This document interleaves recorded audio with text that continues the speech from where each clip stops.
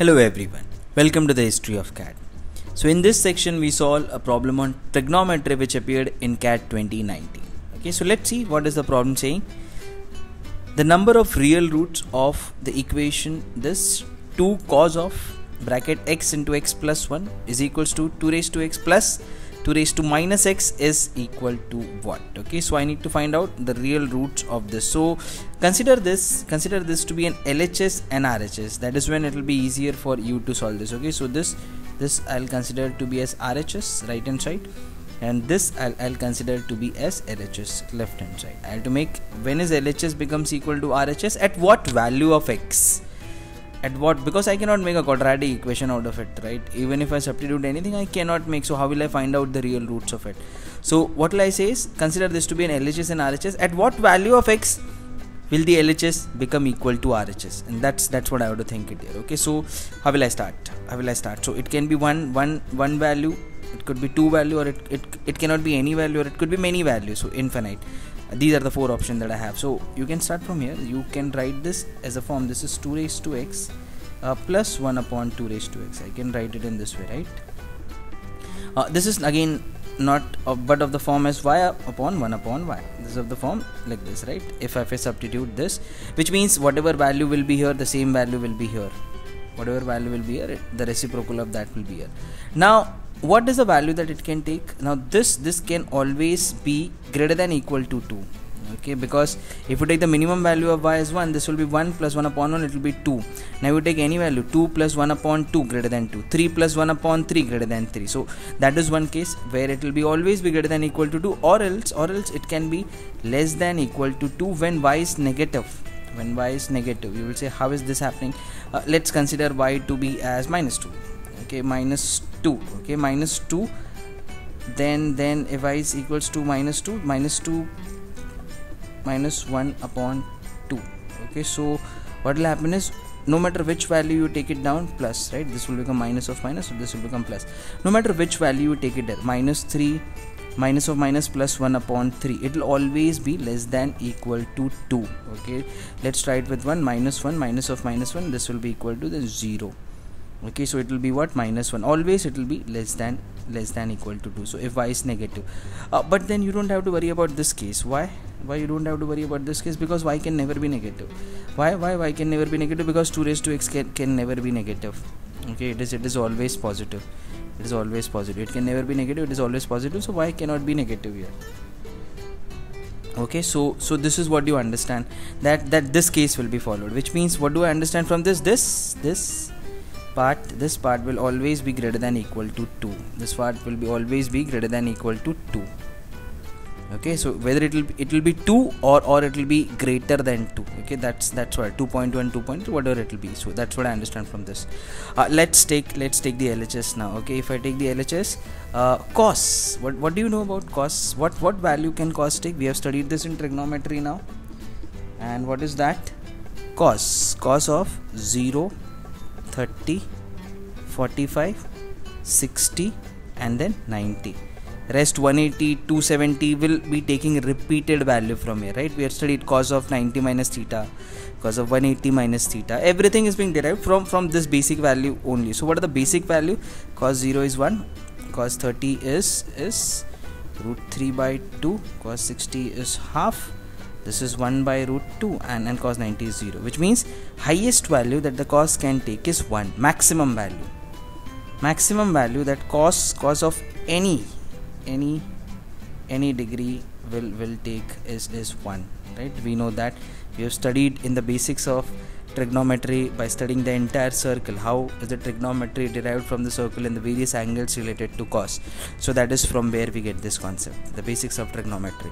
So cos of any degree will always be equal to what? 1, which means this part, the maximum value that it can have is 1.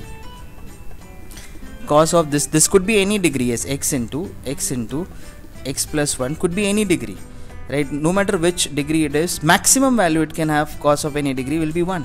So maximum value that this can have will be equal to what? 2. Maximum. Okay, maximum.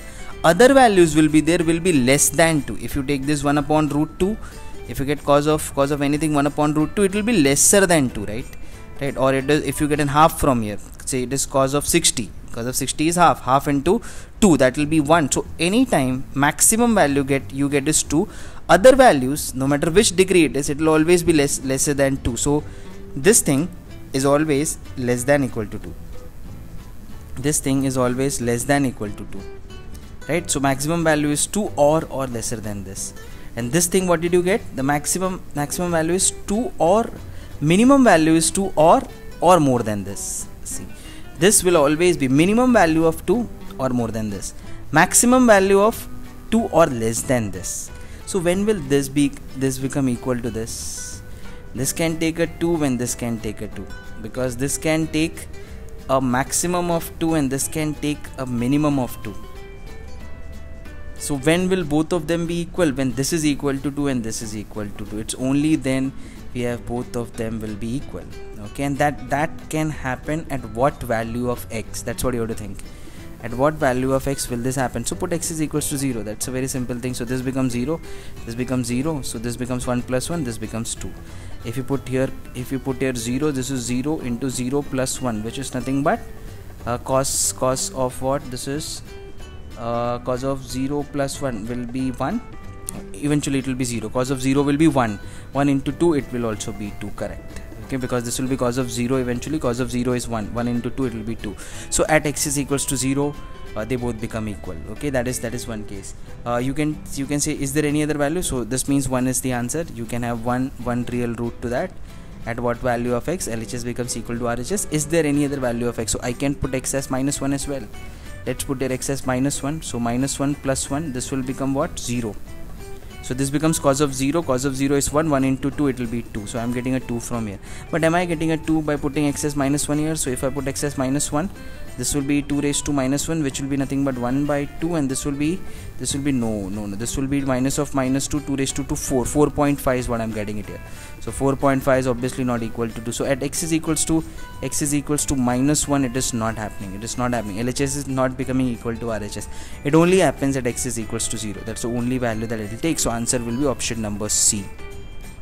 How many real roots does the equation have? Real roots means at what value of x will LHS become equal to RHS. Okay, and what are roots?